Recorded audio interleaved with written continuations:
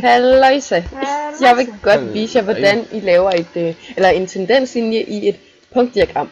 Og først så skal vi have lavet et punktdiagram, og det gør vi ved at trykke vis, regneark.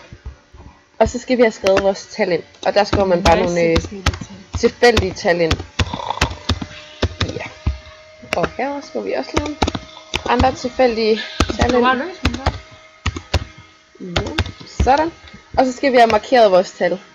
Markere den. Og så trykker I enkelt variabel analyser.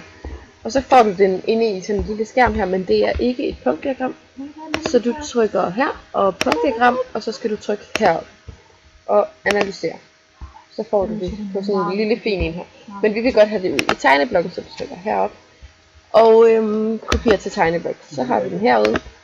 Så kan du bare krydse den her. Godt, så kan vi se det her. Okay, nu skal vi have lavet vores tendenslinje i vores punkter, eller gennem vores punkter. Så du markerer dem her, og så trykker du her, og bedste rette linje. Så har jeg fået en tendenslinje i mit punktdiagram, og herover så kan du se ligningen på min tendenslinje. Hej.